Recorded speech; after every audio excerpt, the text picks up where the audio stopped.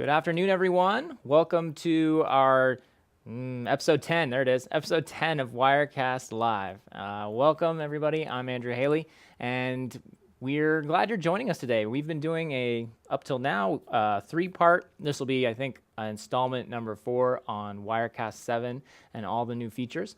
And we just keep rolling through them, adding stuff, and talking about things that we've already addressed. This is a great place. If you joined us, we had a great webinar this morning. A bunch of people showed up, asked a lot of great questions, and learned a lot about Wirecast 7. I packed a lot into an hour-long session, really just had to run through stuff. Here's where we can spend a little more time, kick back a little bit, take questions. You know, I can really focus it on what you guys want to see or want to learn about and interact, and we can share tips and strategies. A lot of stuff, you know, that we're all still figuring out. Wirecast 7 has really fundamentally changed the way you use and operate Wirecast in so many key ways that, as I said on the very first broadcast, we will still be figuring this out for a while. And there's going to be some adjustments and some new updates coming out to help, you know, remediate things that may not be working, or to improve things, or take things even to another level.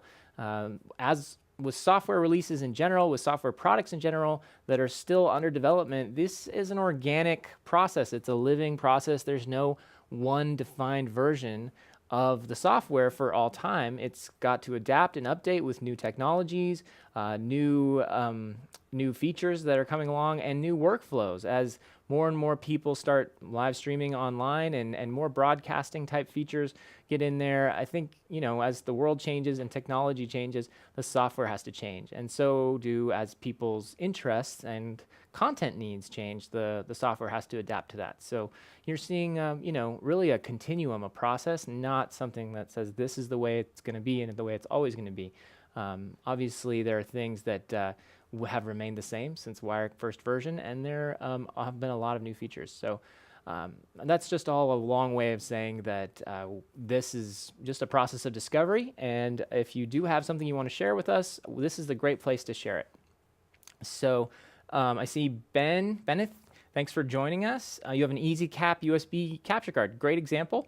That's a capture card that has been out for a while, EasyCap, and sometimes they've worked with some versions of Wirecast and other times not. So share if you're finding that's useful for you. It's not one that I've tried recently. Last time I tried it was a couple of years ago, and I was having some problems, I think, on some of with one version of Wirecast and some operating system versus an earlier one. So I've heard some customers use them really well, and other customers had problems. If you are having problems with that particular capture card, then I recommend you head over to our website and check out the list. There we have some really up-to-date capture cards, and that list will actually go through some changes as well, as we add and update more devices onto there. So you can find that out at the, let's see, I think the features page.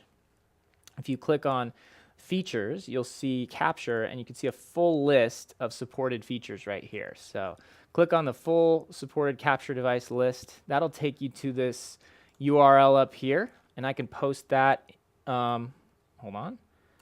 I can post that in the comments section for you. So I'm just gonna post that for you. And you can head over to there and find a list of ones that we actually have had time to test and ones that we know about, starting with webcams and going on through capture cards. So you'll find a great list there. Ones that I'm currently using on this computer, actually, I'm using the Magewell XI USB 100, USB 3 for this card, and I really like that one. It doesn't require any software installation. It just works with the native Mac or Windows drivers. I think it also works on Linux. So great, but Wirecast doesn't work on Linux, so that's kind of neither here nor there. Anyway, head there if you need to, Bennett. Thanks for sharing that. Hugo, good to see you. Alan, thanks for commenting. So if you have questions there, I can take those real fast. And then I'd like to dive into the topic for today. And what we're going to talk about are, we're going to focus on audio mixing, the ISO recording feature, which I haven't really had time to demonstrate on here, and the talk about AV sync. And we'll also try to talk about mix minus and audio monitoring, because that's all tied into the audio stuff. And I'd also like to talk a little bit more about text and titles, because I feel like I was actually, you know, I have a correction to make. I have an error that I'd like to correct for the record. So let me maybe we'll start with that and then go on to the other stuff. Hugo, huge improvements from version 3. I agree with that. There's been a lot of improvements since Wirecast 3. I started on 4. I think I saw 3, but I never used it. I just saw it in action. Someone demoed it for me. Hugo, Wirecast is your main source of income. That's great. And you're participating in the betas. That's great. Yeah, so you've been around. You've seen how it's evolved. And yeah, I mean, it just gets better and better, doesn't it? Right. And, but of course, there's also changes, things that you may have really loved, may have gone by the wayside just for reasons that we couldn't keep it in there. Yeah, I can show, David, I'll show you how delays work in that source. So we'll cover that in AV sync and delays and stuff. Okay, so why don't we dive in? I'll come back and check on your questions in a little bit, and then we'll talk, we'll talk as we go with each feature. So the first thing I want to do is I have a bit of a confession to make. I think I was labeling under a misapprehension on how titles versus text worked. So I think I've, up till today, probably described it like this. Titles are titles and text is text, and they're different. So when you, in 7 anyway, so let's look at that real fast. It turns out they're not totally different. They have a little bit of differences, but we'll talk about that. So when you click on the sources list, you'll see 2 options here. You see the text and you see titles. And up to this point, I wanted to really talk about how they're very different. And the titles are the traditional titles that you're used to in Wirecast, and the text is kind of this new live dynamic thing. Well, it turns out that wasn't totally the case. Titles actually are more of a hybrid. They still have the old like layouts, templates, and styles that you're used to from our title library. So if we click on that, you'll see the familiar built-in title library with all the different styles and some very cool stuff that you can use. And that's been there for since at least I think Wirecast 4. So if we click on our ocean title template, which is always my favorite because it's right up there, and I think I'm a fan of the color blue and the layout here. I tend to gravitate towards those. You'll see that this is it's the same old familiar thing. Now, where it gets interesting is when you actually want to change the title fields or change the text in the screen. At that point, you're actually selecting a text box, which is the same as if we created one using this text feature. If we added a new text box, the first thing Wirecast would ask us is, do you want to make this an additional? You'll notice that the first thing that pops up is the 3 text boxes that were associated with that title field. So these are in fact the same text boxes. So we can actually, by adding an existing text field, if say we wanted to add ocean title, say 1, then we add it to here.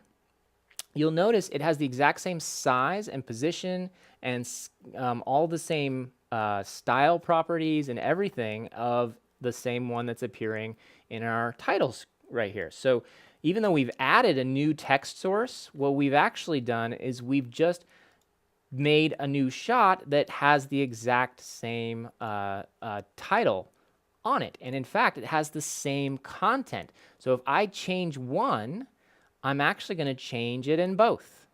That's never, Wirecast has never worked that way before. The way we've switched over to an entirely new way of doing text, which is widget-based or text box-based, and it's actually a global system. So a text box exists as a global source. You could almost consider it like a camera.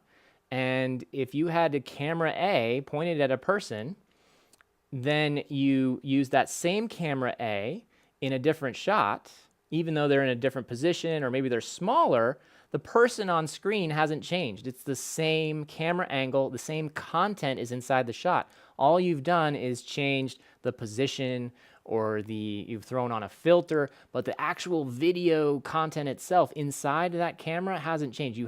In order to do that, you'd have to make a new camera. So you have to start considering in Wirecast 7, text boxes are like cameras, global cameras, and they're almost like shots of the text itself. And let me give you a real example of that. This is the best way I can describe it. It's better just to show you. So if I open my editor here, and I have two shots here, I have one in live and one in preview. Now they have the different positions, so one is higher up the screen, more in the middle, and one is on this ocean title down at the bottom. But they are in fact the exact same shot or content. So if we go down and we change title to my name, oh, I'm on the wrong one, haha. Let's change this, undo that. We change the middle one there, which is ocean title text 1, and we change that to Andrew Haley, you'll see it's actually updating in both of our shots. It's because both shots use the same source, the same text camera. And so you can certainly move things around, and that's not going to change between, just like you can do with other shots. So it's totally fine to have the same camera in different spots around the screen, or even make it smaller or larger in a different screen. So if we want to make this one super small, or even rotate it, right? We could rotate it and flip it upside down, and maybe we'll make it super big. You can kind of have this disappearing into the background type perspective. It's really still the same text. And so if the content of that changes at all, you're changing it in both. Right? So then it's changed in both. Keep in mind also that there's no preview changes. So before, changing text was not live. It wasn't a live feature. So I could have this shot, the same text, in both the live window and the preview window, and I could change it in the shot editor. So I could go in and I could, again, just make sure I've got the right one selected here. I used to be able to change all the styles. I could make it large, and I could change the color of it. I could do all kinds of crazy stuff to it, and the live window would not be affected. Over here, the text would remain the same until I took those changes live. Now that's not the case. If a text is in the live window, you make any changes to the content, then it's going to, in this source properties tab here, it's going to update in the live window. So as you can see, changing it back to Andrew Haley changes it in both the preview and the live window. That's why we call this a live text box, or a live text tool. If you want to make substantive stylistic changes or content changes, so again, if we say make the text yellow, then you don't want your audience to see you making those changes, you've got to take it off of the live window in order for them not to see that. So, take it out of the live window, then bring it into the preview window, make your changes. So if we want to go back to white, for example,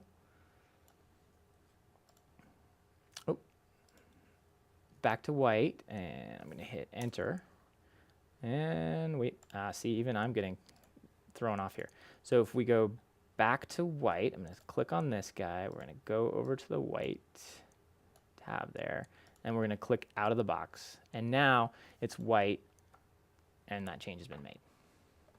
Does that make sense? So I really needed to clear that up because I was operating under a misunderstanding of how this tool really worked. So for what it's worth, that's how it is. Now, changes to the, because titles actually include other layers like this background overlay, which is really just a Photoshop kind of image or a graphically designed image for the titles or the text to sit on top of. This, again, is really just like moving a picture or stuff around. You'll notice it doesn't change. It only applies to the text boxes.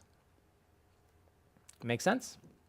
And that is also true with scale and position, because I can't actually change the color of this or do any of that live. There's no tools for that. It is always blue. It's always the same content. So all I can really do is change the position and the scale of it, and I can do that without affecting the live shot. But that's also true of the text. So if I come and change the position of that, that's not going to affect the live window. It's only the text properties i.e. the text or font size, the font text color. I mean, all of this down here, anything that you change in this tab here is all live. And there's even a warning at the bottom that you need to take very seriously. Changes to these settings will affect all shots containing this device, and then we should add in real time, no matter the shot.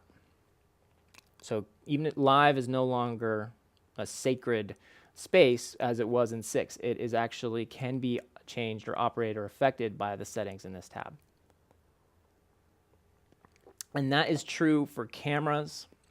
That was true for live scoreboards. All the source settings in the source settings window in 6 and below, anything you changed in there was going to affect actual shots because you're actually now messing with the underlying content or source that Wirecast is using for all of those shots. And those sources and those settings are global and will instantly affect any shot that's happening. And that's why I think you have to be careful, because this tab, this dynamic editor up here, has local properties, which will only affect the local instance, which really come down to scale, translation, a position, rotation, and so forth. Properties like that you see here, mats and so forth. They also affect volume and things like that, chroma key, and even transition settings. But this is really a hybrid of more the source settings, more of the global settings. So keep that in mind. It's called the text properties, but if you add a camera, it's just basically the object properties or the source properties tab. And so be aware of that. Is that helpful? Hope that clears things up, because even I was thrown off by that, and I needed to correct that for the record. Okay, so a couple comments. Will this be saved on the Wirecast or Telestream website so you can watch it further? Yes, we save it actually on the Facebook videos section. We also have Wirecast Tube, where we do get these up. We don't get them up right away. We're still working on turning that around a little faster, but there's some issues with the how quick we can get that turned around, but we are working those out. So if you head over to YouTube.com. Let me just actually make this. Okay, so if we go to, so if you search for Wirecast Tube,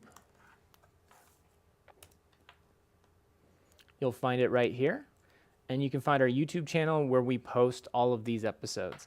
We are also working on getting a section of our website that will have all of these, but there is at the moment no section where this stuff is posted. I guess we could post it in the resources section. This just, for now, we post everything to the YouTube channel and to the Facebook channel. So you can find our past episodes there. And episode 9 from last week is there. And this is episode 10, so it should be up there shortly. I'll even send you a link to the channel there as well. Okay, so next up we've got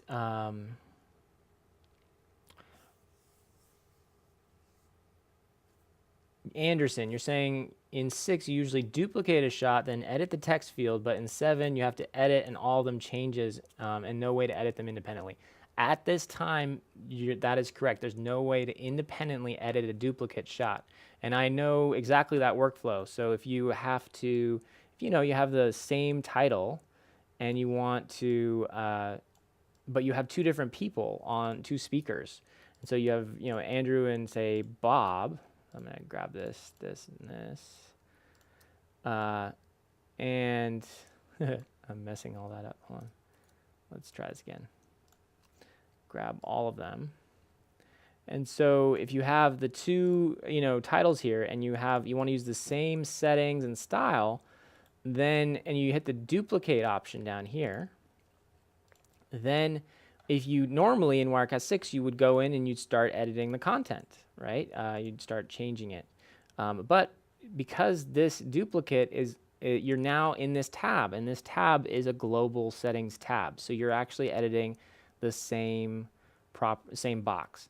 So your best bet to duplicate the same content and style for now is to create just add a new title, and then go find the exact same title. And then you'll see the content's now different from what we had before. It's same, style and everything, but these are all new text boxes that have been created. So now if you edit it to say Bob, you're not going to affect your previous shot.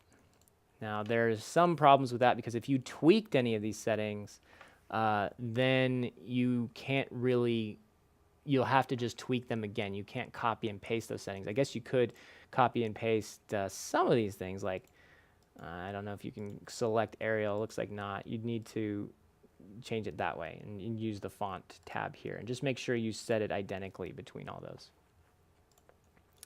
All right.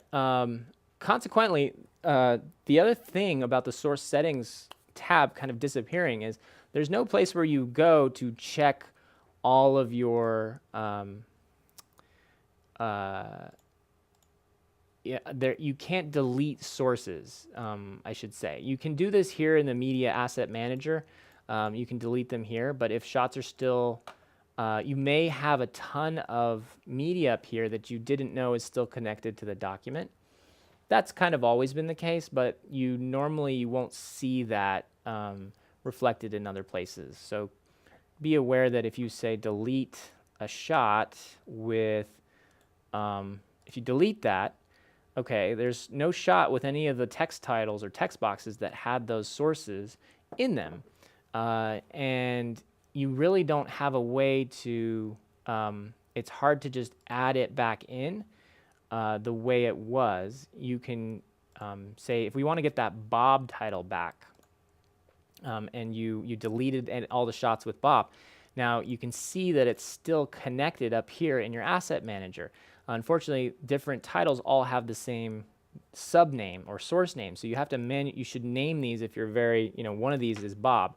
I'm going to guess it's probably that one or that one, but we won't know for sure. So I think we should be able to add Bob back in if we go and add a text box again. And this time, if we choose an existing one that's already connected, and we choose Ocean Title Text 1, that's not that one. There it is. You can see it. That's the right one. And that'll pull it from the sort of background underneath the program. So this is where you've seen on your sources list, all of those sources list, and you go, oh, my live title scoreboard or whatever is there. My desktop presenter is there. I have like 3 desktop presenters. Why do I have 3 desktop presenters? I'm only using 1. So you would delete those because you didn't need them. Now, if you want to just quickly see what the source is, you need to add the same source again and then just select an existing one. And now that'll bring it back in. But it won't have any of those associated additional files, so you'd need to bring those in as well. And you can add those back in right here. Again, going to text and adding in, the subsequent ones if you change those as well. So you've got 2 and 2 and so forth. Hope that makes sense. That's kind of how media asset management is in Wirecast 7. It's a little different. The source settings window's gone, which I'm actually glad. I didn't like the source settings window much, but it also makes everything, all that management, very contextual. So don't delete shots that you might want, I guess is the rule of thumb there. And Wirecast will actually warn you. It'll say, so if you delete this Bob asset and there's no shots anywhere in the project that are using that anymore, and then you save it, it's going to warn you. Let's see, if we go D, my document, save, it's going to tell you which shots are currently gone. And then if you save the document without them, these are going to disappear forever. And you'll need to recreate them from scratch. Now, I actually want this Wirecast Cam because I'm going to use that in our AV demo. So I'm going to hit no, and I'm going to go back and I'm going to add the Wirecast Cam Shot. And now you'll see I can choose from an existing one or choose a new one. And I want to use my existing one, which is still connected. So there it is. I'm going to add that in, and I've got it back. Now I can save without worrying about the Bob stuff disappearing. So I'm going to hit yes. All right. So a little bit different on the source settings and the media management. There's some ramifications of the way that's worked. Very complicated, no?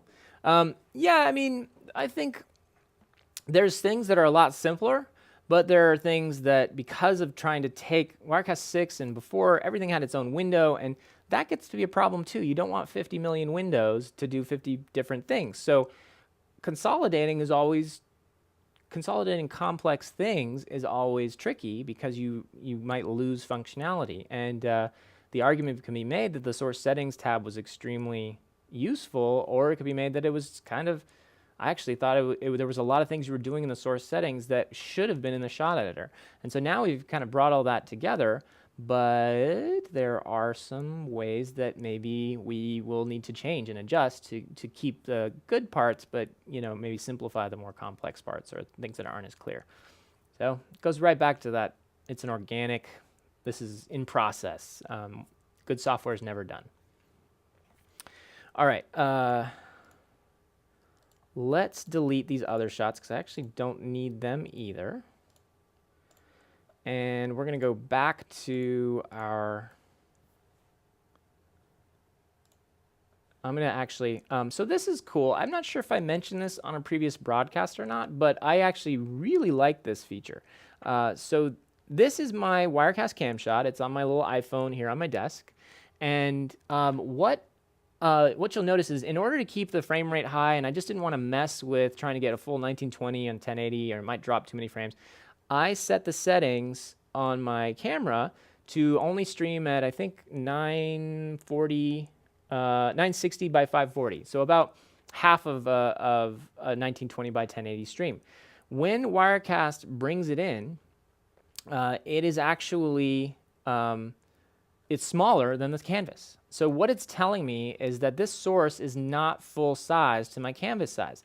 So if I want to change the canvas size to match, then I can do that. I can do a custom 960 by 540. So we could do that, 960 by 540. And then this scale will scale to fit, or if we just go to 100, so we can see that example, it'll pop in and it'll fill the full screen. But if my canvas size is higher than that, and typically I like to stream at 1280 by 720, but you could do a 1920, whatever. We're going to do 1280 by 720 for this. So I've set the canvas size to that size, which is fine, but now you'll notice the scale is at 133%. It's scaled to fit it because that's where it was before.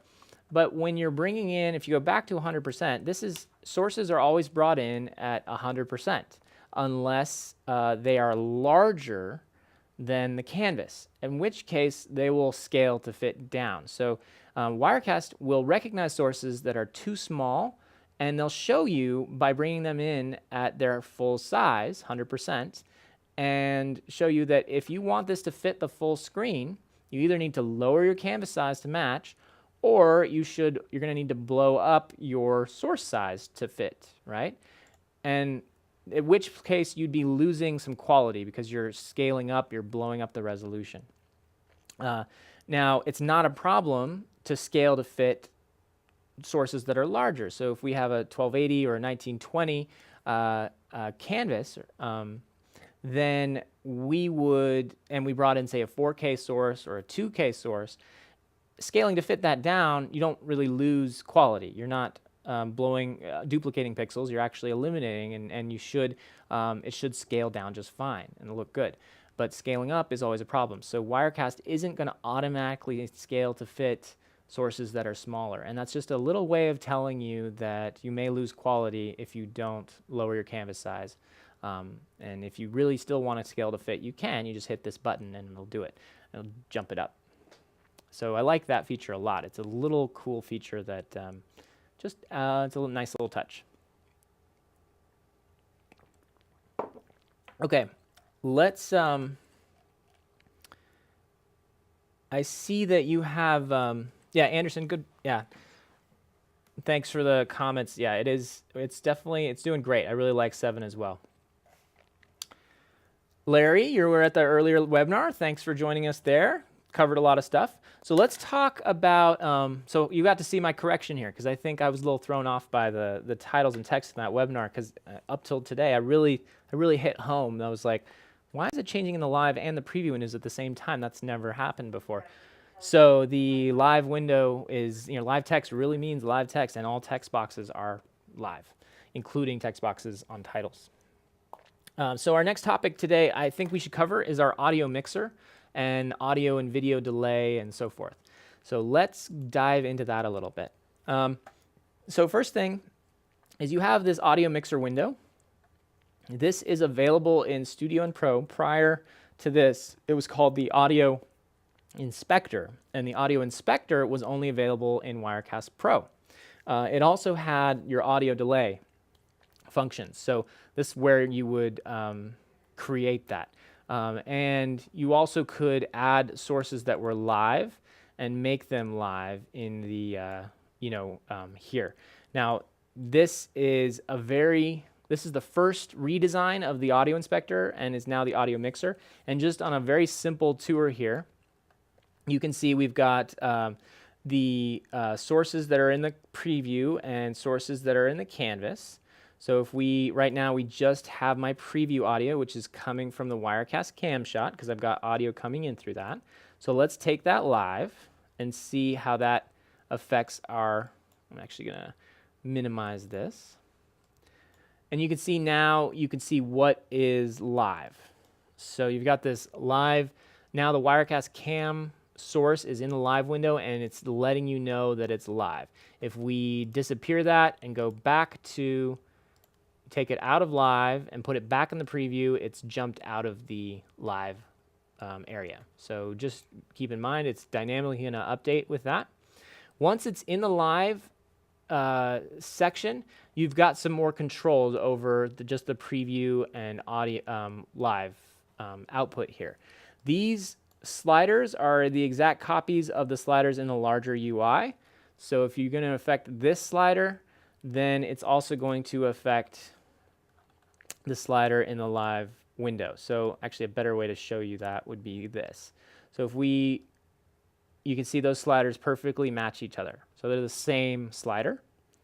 And so this sets the overall volume of your broadcast and what your audience hears right now. So messing with the slider affects the volume of your broadcast while you're broadcasting, very much like the live text. So be aware of that. The volume over here only affects the preview audio. So if we lower that and we say take our audio down to nothing, my audience can still hear the Wirecast Cam audio until I take that change live, at which point I've said this is where I want the volume to be once I make this change, and the live output's going to drop down too. Okay, so nothing wrong with that, but that's just how that works, and I want you to be aware of that. So we're going to bring those both back up. Quite similarly, we could, of course bring this live, the preview up again, and bring it back and push that change live, and now the other slider is going to jump up. Hope that makes sense. You also, of course, have monitor headphones similar to the monitors here. So if we turn on the preview and you had your headphones in, you could hear the audio of preview, or you can switch over and hear the monitor and monitor what's going out live. Same with these buttons here, switches those in the background. So if I press this button here, it's going to affect the button right under the meter over there. So the perfect copy of those buttons are also identical. So it's just a handy way to be able to have access to your audio controls in either window. Same thing with this button, is a pure match to this one here. This is your live output mute button, and it will instantly kill. It's like dragging this slider down to 0. It's the same thing.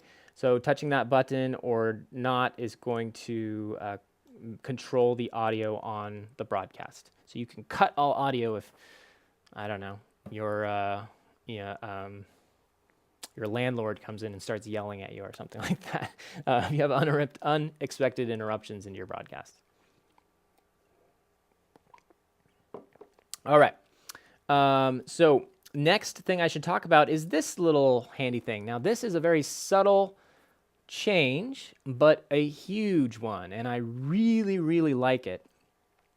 This is your playout device. Where does your Wirecast audio play out to?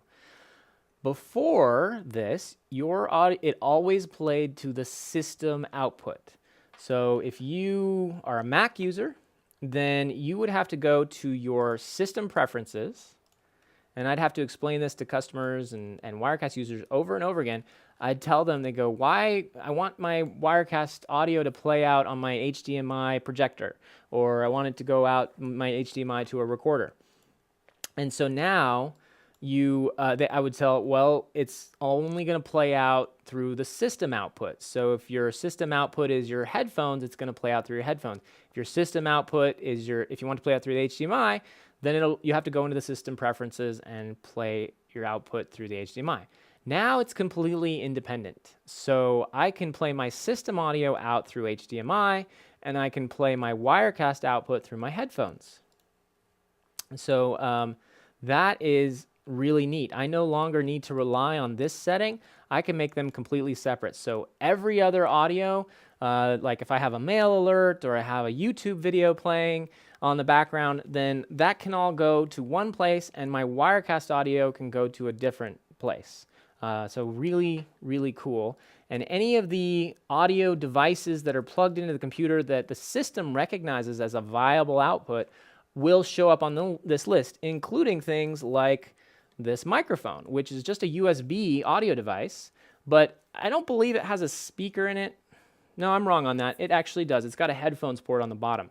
So this is legitimately an output playout device, which is really counterintuitive. But you can actually plug this USB into the computer and then plug your headphones right in there and hear your Wirecast audio out through this, which is really what you want to do, because what that allows you to do is something really neat. So you can click the stereo Yeti, and then let me grab my headphones here.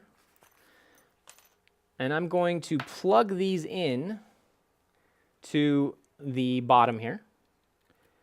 And I'm going to turn the volume up. And if I'm doing this right, I will hear the audio. You're not going to hear this, but I'll just confirm it. Yeah, I can now hear the Wirecast audio. Anything that I'm saying through my Wirecast Cam app that's showing up here is now coming into my ears, but out of a USB device.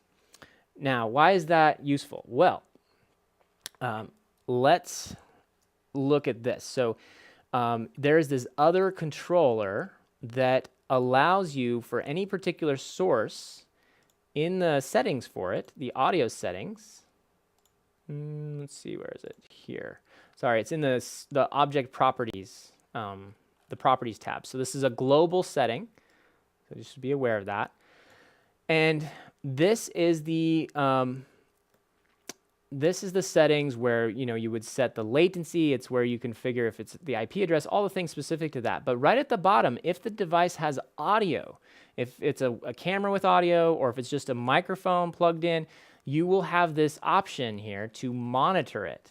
And you can choose whether you want this device to appear in the monitored output.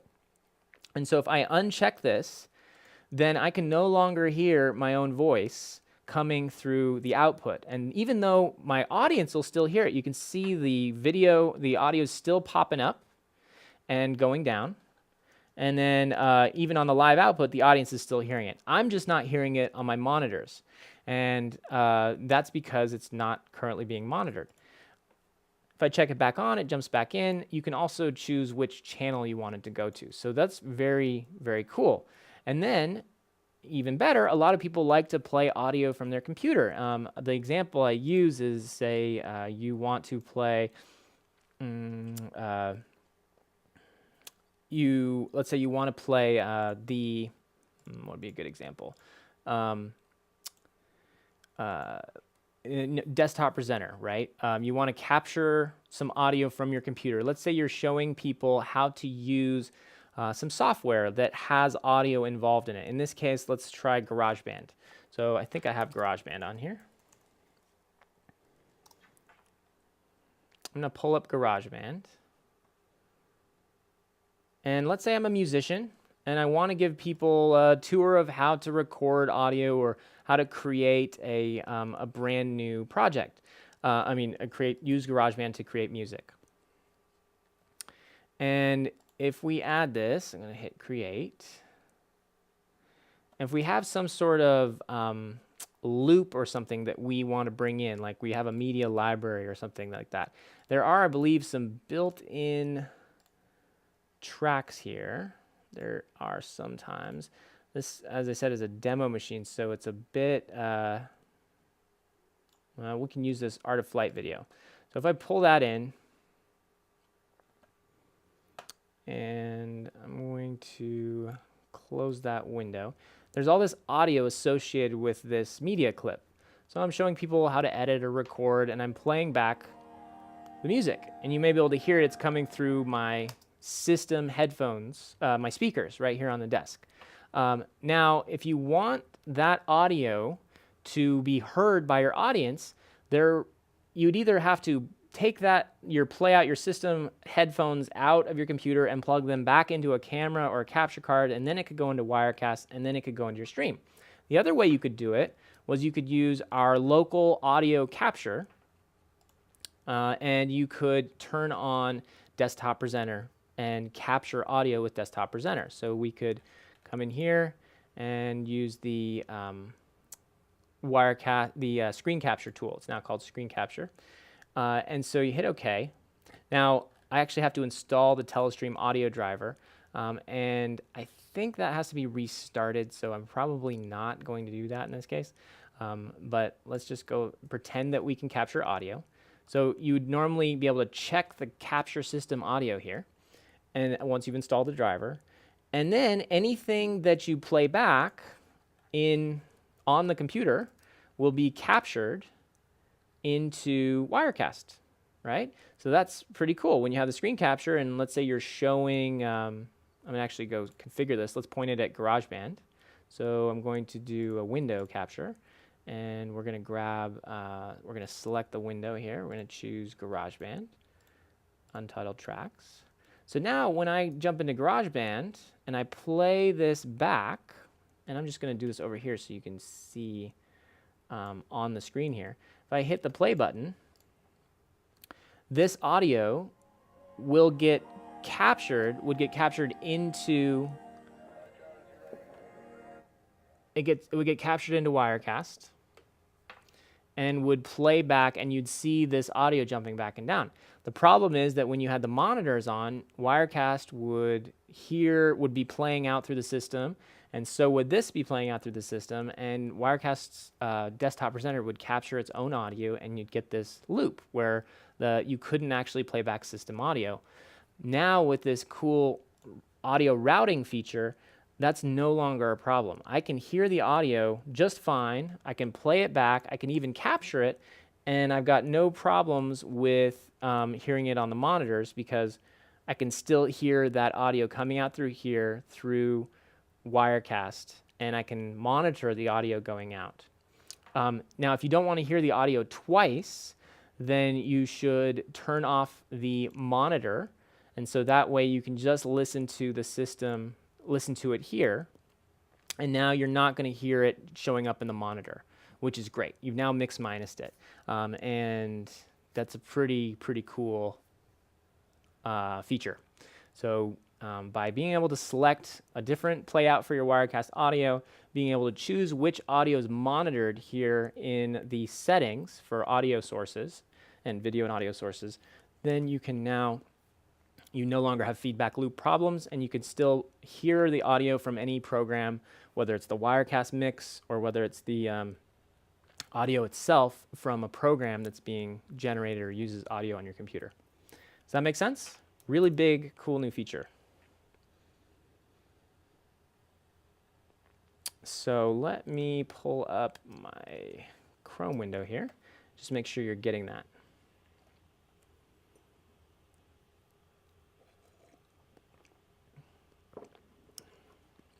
So, Miles, you're asking, is there an easy button or a simple set of controls for a person who wants to upgrade the quality of their Facebook Live or do a pre-record show? Basically, a simplified set of controls showing your screen or video on your computer. Well, let's see. The short answer is no. There's no simple basic user interface. The closest equivalent that we have to that is what I would call Wirecast Play, which is currently still on version 6 and is available just for YouTube. So you can't stream to Facebook with it, but it's a very simplified setup. It does kind of what you're asking, just a basic screen capture, and I think it lets you add one camera and has some limitations to it. So if you look for Wirecast Play, you can also go to I think you can search for it on Google. That would be the best, but you can only stream to Facebook, to YouTube with that, not Facebook. The other answer is that if you want to pre-record everything in like a screen capture tool, if you're on Mac like ScreenFlow, we make that, or wherever you want to do. If you just pre-edit your videos, then really all you need to do in Wirecast is add one shot to the very top here. You can just add your media file, and let's say it's a movie file, or as we had the Art of Flight here, you could add that in, and when you're ready, you just hit your stream button. You can go to Facebook. And if you've watched the video, everything's the way you want it. Hit OK, configure your Facebook output, and create your event and so forth. And then once you're ready, just hit the stream button and take that live. And then your video will just play and stream straight to Facebook. So that's probably the simplest way if you just want to use a pre-recorded source. I hope that answers your question. Other than that, though, all these tools are here for you. You don't have to use them all, and it's pretty straightforward once you get the hang of it. But there is a learning curve. I'm not going to deny that. But once you kind of wrap your brain around it, I've taught this same workflow to fifth graders and fourth graders, and they get the basics really quickly. The click and switch is very easy to click and switch between sources. They get the idea that there's preview and there's live. So, one changes to one, make changes to another. All right. So, Bennett, you're wanting me to explain a little bit more about selecting audio input that you're going to use for streaming. So let me lower this audio here. So my speakers are rumbling.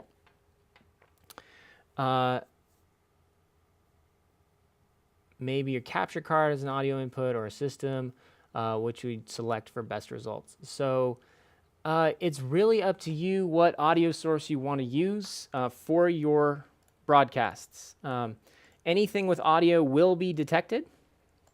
So you could even, of course, use a pre-recorded MP3 or something in the background. And that could be, you could take, say, this Art of Flight video. If you really, had rights and had permission to use the music and so forth, you could play that in the background underneath everything. You just lower the volume of that in the settings for it. So you can go up here and you can change the volume and just keep it at a low volume. And then, you could lower the opacity as well, which would be the same as just turning on or off the eyeball here. So if we keep the audio on for this clip but turn off the video, now we can play the audio from that.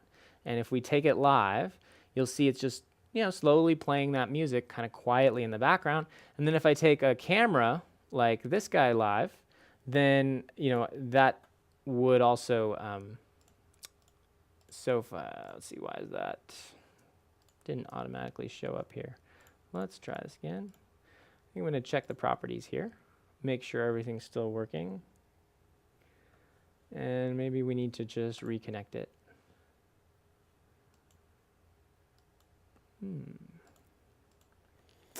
Let's stop the broadcast on my Wirecast Cam, and I'm going to start that up again. and see if we get that.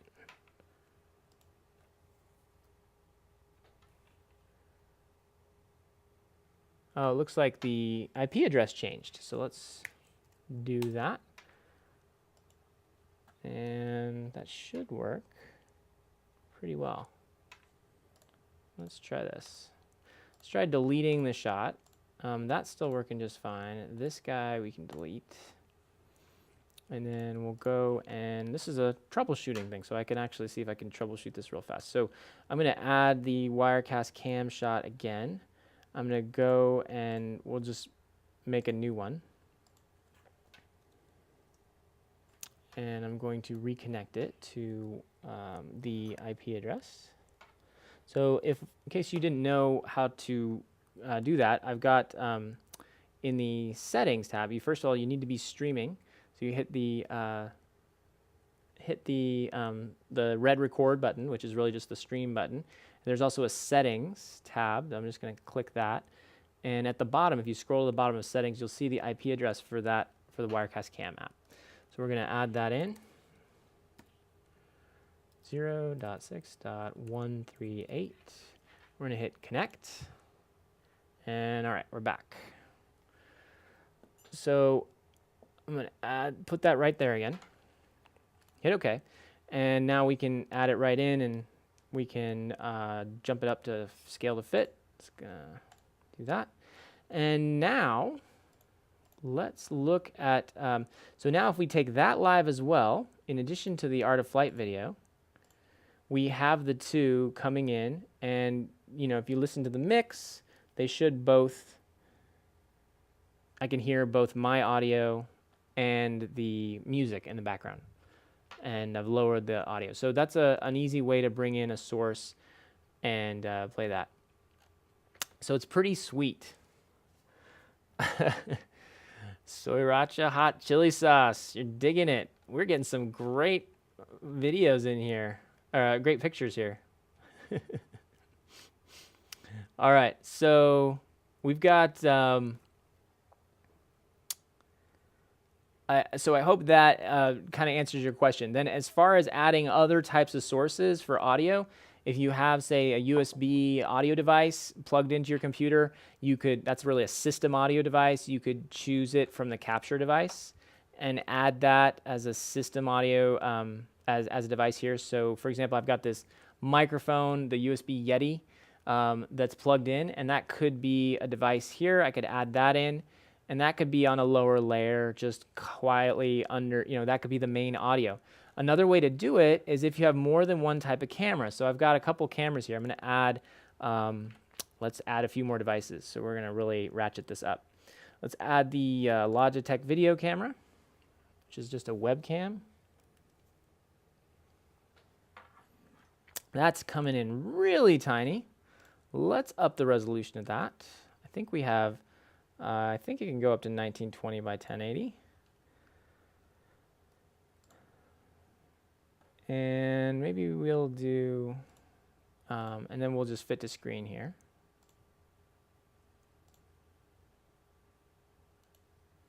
Okay, so there's my Logitech video camera, which should be right there.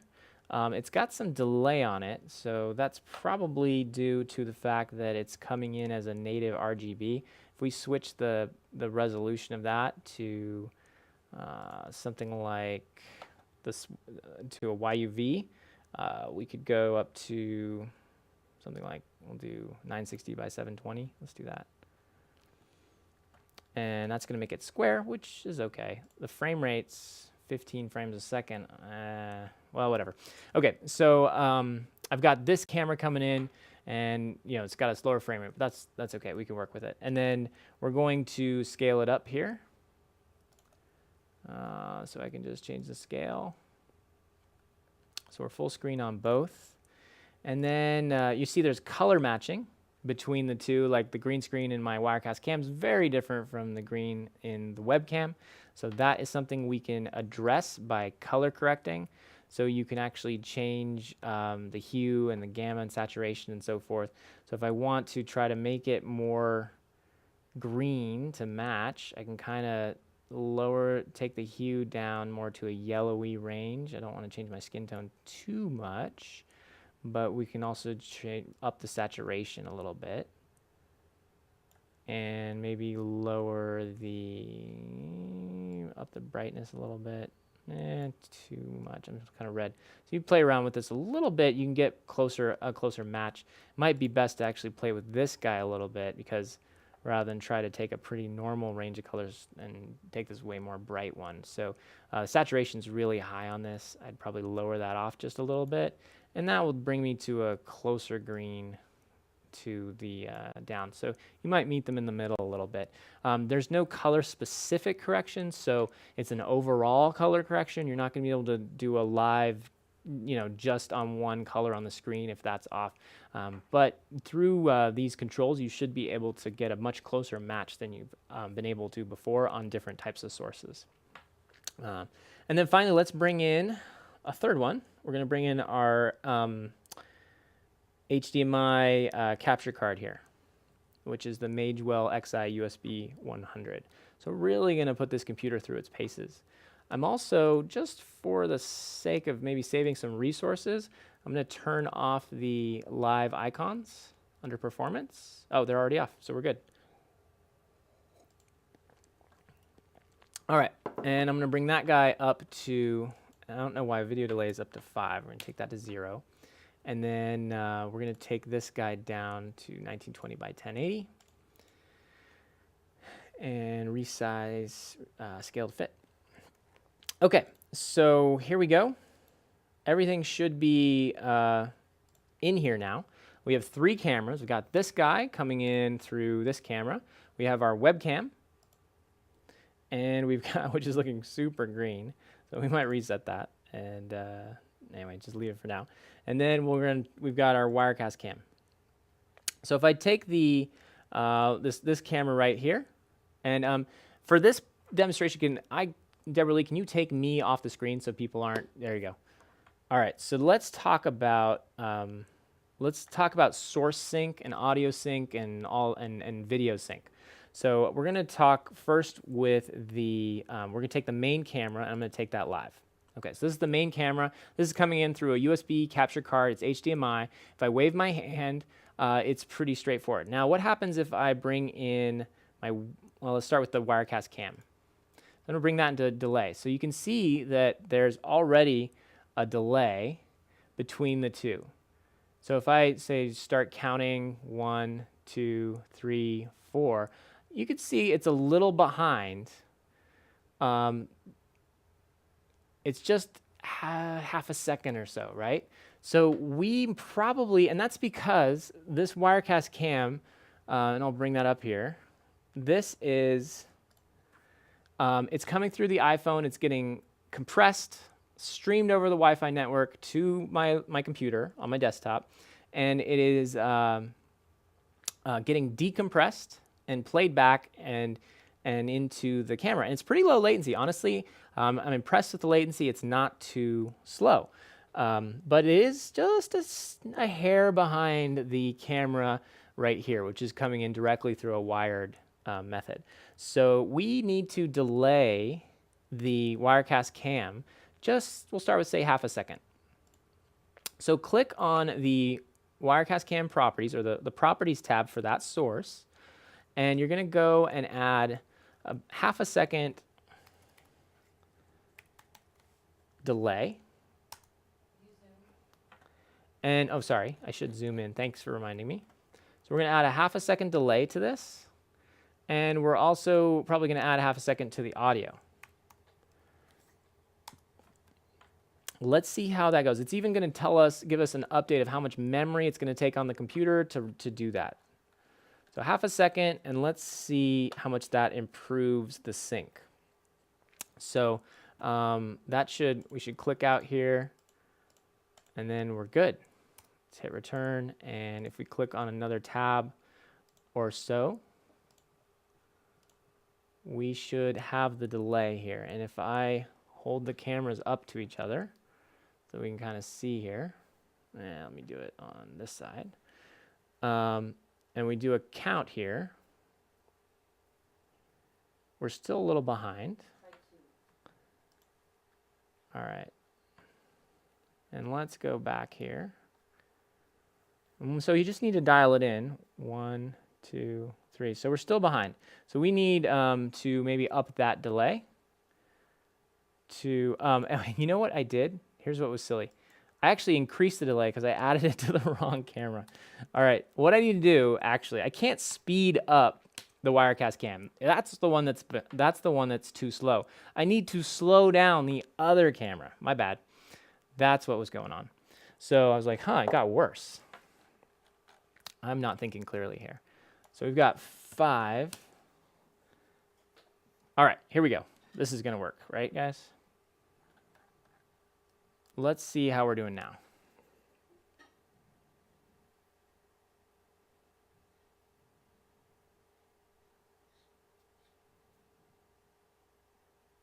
In fact, that looks like it was a little too much because this looks like it's now a little faster. Wirecast Cam's a little fast, so we need to dial it down.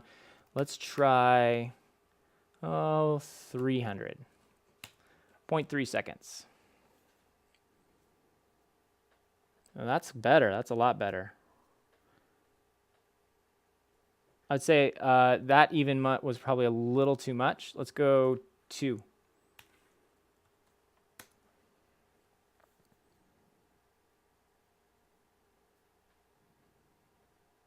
That was almost perfect. So about 0.2 seconds was the delay, and I'm pretty happy with that. 200 milliseconds. Very good. You could dial it in a little further if you want. You could do 0.25 and mess with it. But you can also try claps, see how those go for audio delay and so forth.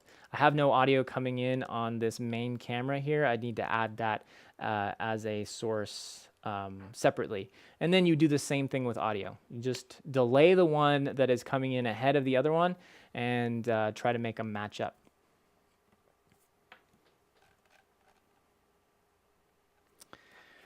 Alrighty, I think that covers text and titles, audio mixer, mix minus, audio playout selection device.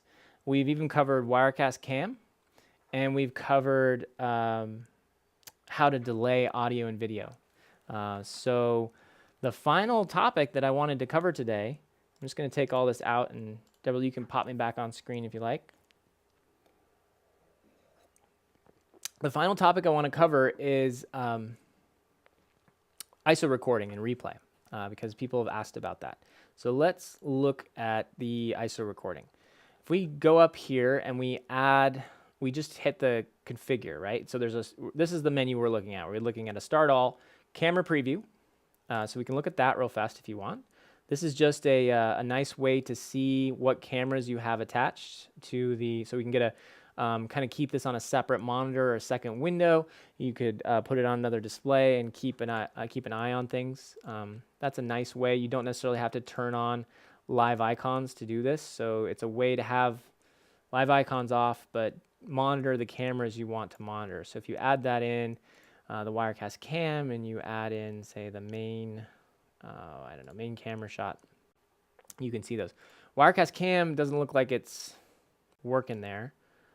Maybe that's because it's coming in as an IP stream. So either I need to troubleshoot that, or that's a bug that we need to fix. But either way, it looks like that's not a good one to monitor. We're also going to add in the Logitech cameras. So the ones that are hardwired look like they're doing fine, and no big deal there. Okay. Now, the nice thing about this is you can zoom them up to be as large as you like, and you can keep a real time. You can even slide the frame rate. This is in previous versions of Wirecast, I think 5 and 6 as well. It's just now it's located under this menu. It used to be located, I think, under the window menu before this. So that's one option for you there. But we're going to also take the final option here, which is the configure window. So we're going to configure a ISO replay. Actually, just an ISO, isolated recording.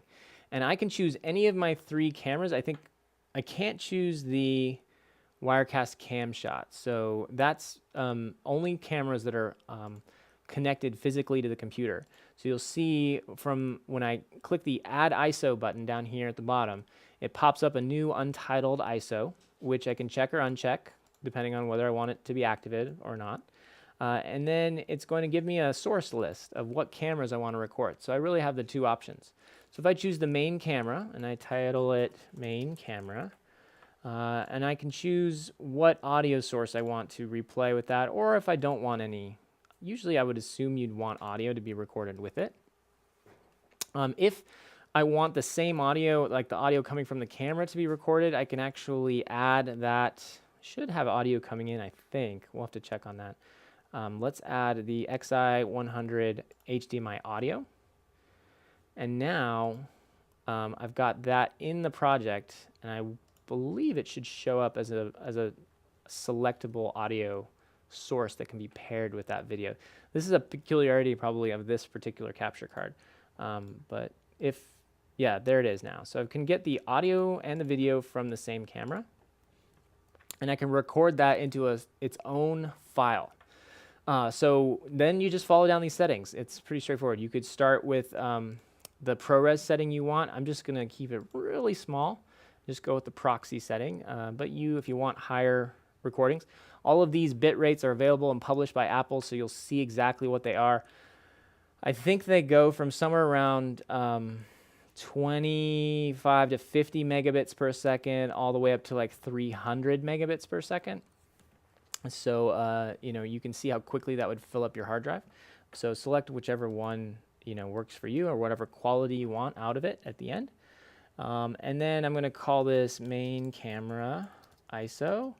And you might, have a date or title or the broadcast session that you were doing, episode, let's see, we're on episode 10, right? Yeah. So episode 10, Wirecast Live. And then we can choose the location. In this case, I'm just going to choose the desktop. And, that's actually, keep that in mind. If you select the desktop and you didn't actually, when you change the name, you didn't hit return or tab, sorry, not return, tab. ISO, Wirecast Live, episode 10. So here, it's still blue, right? So even when I just hit the browse button, I didn't actually take these changes. So you have to hit the tab key. That's just a peculiarity of the way we've implemented this. But we'll probably, I'll ask that to be fixed at some point. What happens, so now we can select the desktop. That's good. That's the title that I want for it. And then we go down here, configure this ISO for replay. At this point, I'm not going to do that. I'm just going to record it in its own ISO file. And I want it to be a single file. I can also, if I want, segment it into seconds. And I think it would be nice if we could change that to minutes or hours too, so people can work with the unit of measurement that they want. For now, it's all in seconds. So you'll need to multiply by 60 so you can kind of get an idea of how many minutes, or divide by 60 so you know. In this case, we could just do, your segment could be every 30 seconds or something like that. Okay, but for this, I'm just choosing the single file. Hit OK. This also, we'll call this main camera. All right, now we've configured the ISO, and we're ready to go. We could start streaming or recording, our broadcast. So I'm going to start that up. I'm just going to do a record to disk MP4, and we'll save that on the desktop as well. I'm going to call it episode 10. And then we're going to choose the size or the type of encoder size that we want. 720p 30, that's all good. We'll use that. Hit OK. And now you can start recording. And right next to it, if you want, you can start the ISO at any time. Okay. Now, because this computer is currently doing so much, I'm already in 92% just by doing that record. We can lower that a little bit if we use hardware encoding. So why don't we go back output, go to the output settings, and from the encoding profile, if I go to the view details, I can save like my own record to disk. So if we say do the, and if I choose the Apple H.264, this is hardware encoding. So if it says X.264, it's software based. If it says on Mac, Apple, that's a hardware based encoding. That's quick sync on Apple. So we can choose the 720p30 default. And it's up to you if you want to change any of this. I think it's going to be okay. I'm just going to save as hardware encode 720 p30. Hit OK. Hit save. And now just select it from your list. Now we can use the hardware encoding. You, of course, could just, it's the same one as this default profile. But if you had other changes you wanted to make, and also it's nice because I can pop it right there at the top and I know what it is. So we're going to hit OK. We'll save that. Let's see how much that lowers our CPU. It should lower by 10% or so.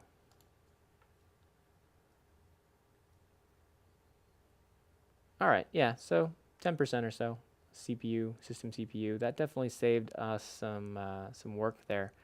We can also add in, so now if we want to add the ISO, you would do that. I would not personally attempt an ISO on a computer that's struggling this much. So this demo machine is just a little Mac Mini. It's not the most powerful. I'm not even sure, it's not a quad core, I believe.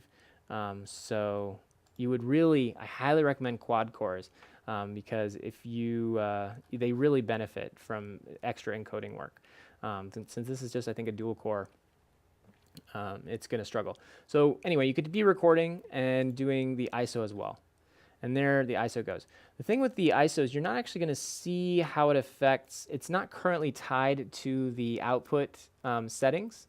So if you need to monitor it, you need to go into here and you can check it in here. So you can check the frame rate and the bit rate of how you're doing with your ISO.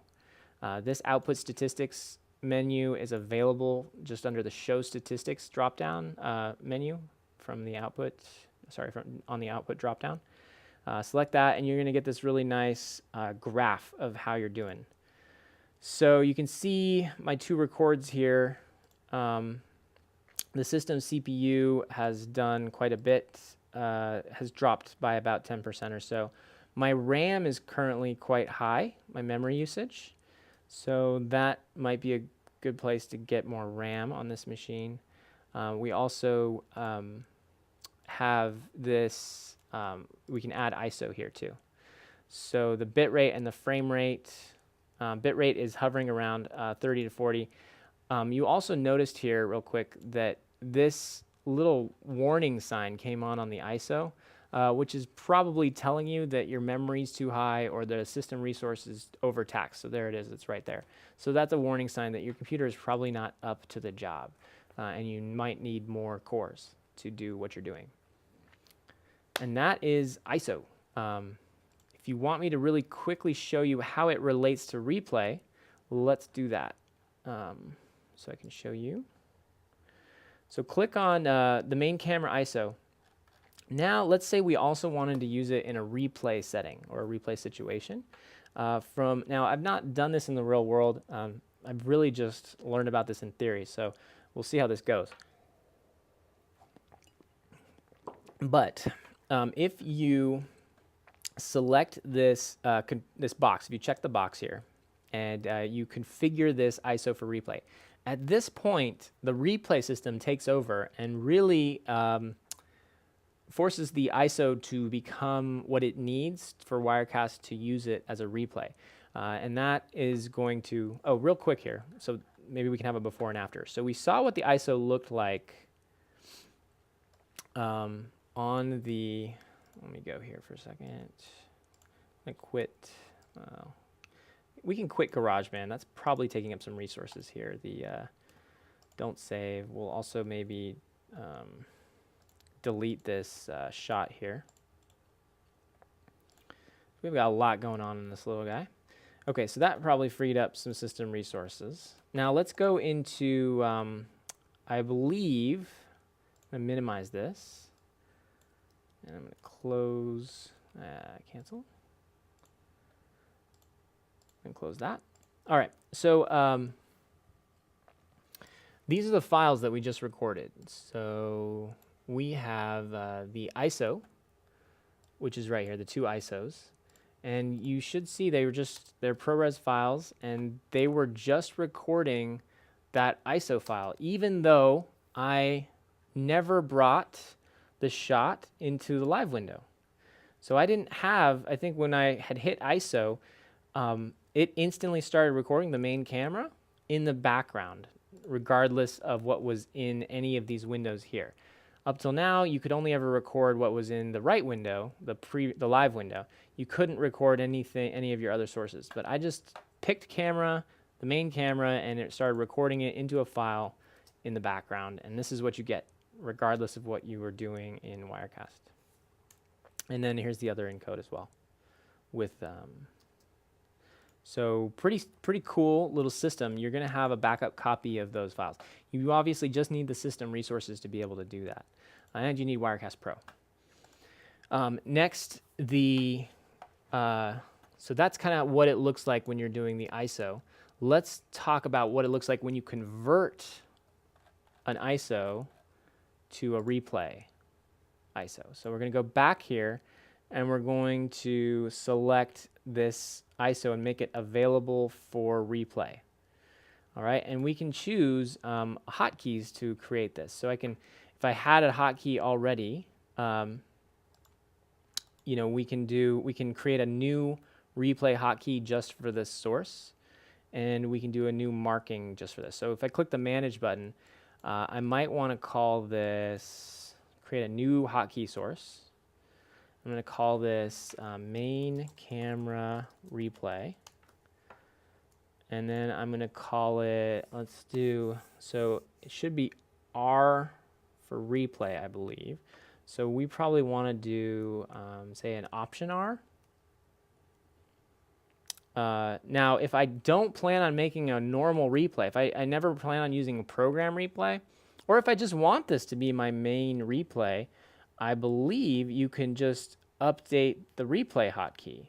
So we could actually, I think, well, it may not let us assign this, because if we try to type a keyboard shortcut, it might tell us that R is taken. So let's just do Option R. So we have main camera, and we can make that global. All right, and we're going to click here, main camera, and do Option R. There we go, and hit close that. So now we can go, you can create the replay is the main camera replay, and then we can even update that to be the global one if we want, but I'm not going to do that for now. And we can even do a new marking one if we want to do like a reset. So we're going to hit OK, and let's do this. We're going to start the replay ISO.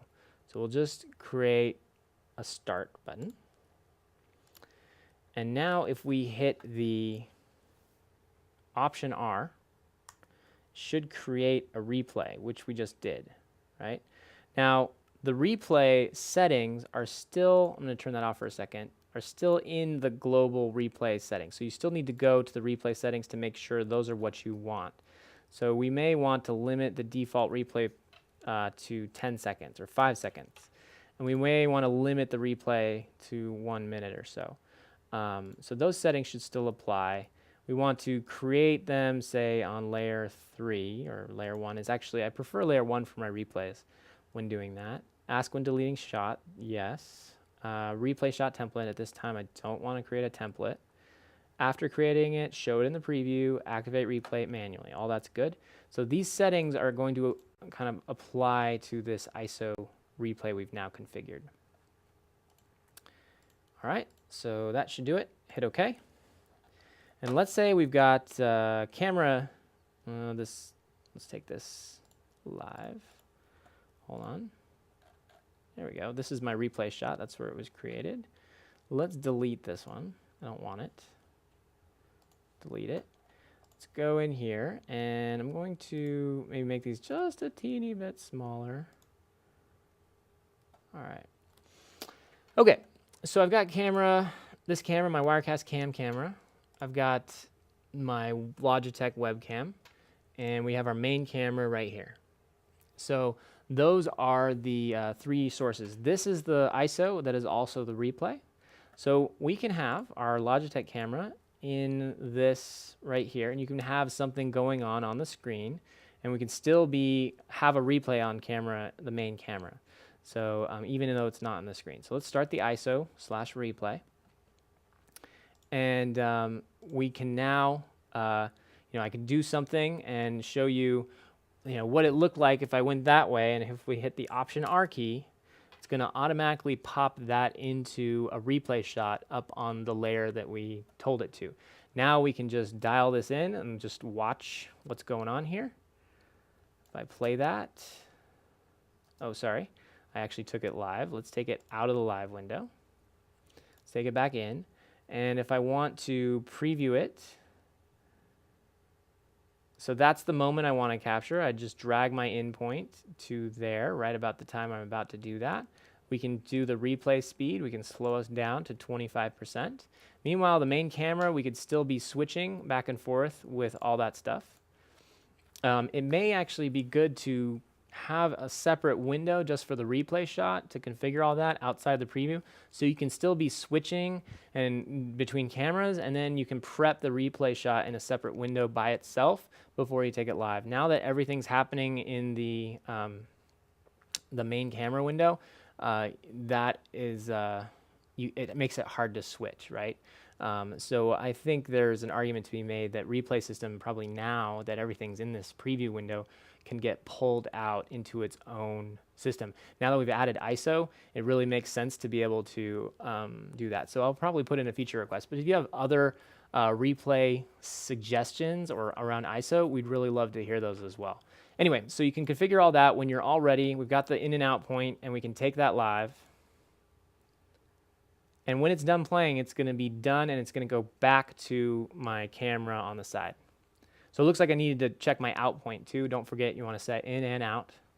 And now we're back to that camera. So that's the really cool thing about this replay system. You can now grab other angles without affecting what was in the live. Okay? And then in addition to that, you can still turn on this, you can still turn on the, the global program replay. So you can get the best of both worlds. You can have 1 or 2 isolated cameras and get those on their own replay or ISO settings, and then you can also still be capturing the main window and get anything that's going on there. So you're covering all your bases, which is pretty cool. And then each one of those can be loaded up into their own replay. You can see how complex this can get and how powerful your computer would need to be doing all this at the same time. So just keep in mind that the power that we put into Wirecast 7 is in your hands, and it's up to you whether you're going to crash your system or not, or completely freeze everything. I hope that answers most of your questions. Helgi, thanks for the I did get a haircut. Thanks for noticing. All right, I think that covers it. Do you guys still have any questions you want me to cover before we leave? I mean, we've been here, hour and 20 minutes. So you who hung in through this entire broadcast, I'm proud of you. Give yourselves a pat on the back. We covered a lot of stuff. We really did. So I hope this has all been useful. I'm a bit verbose. I tend to over-explain things. I think that's the teacher in me. I just really, really, really, really like to make sure that people understand what I'm saying. And I'm sure you caught it a long time ago. All right. I don't see any more comments or questions, so I'm going to call this a day. We will see you next week, next Thursday, for episode 11. We are interviewing New Blue, titler, Travis White from New Blue, and we're going to be talking all about Titler Live Express and the features that are in it, as well as the ones in Titler Live Standard. and Advanced and Ultimate. So they have a lot to show you, and it's all really cool stuff. And so I think you should definitely tune in for that. We'll be doing an interview show, and we hope to see you there. Leave a comment, question, tweet at us, WirecastLive, hashtag WirecastLive, or at Wirecast, and keep streaming. See you later.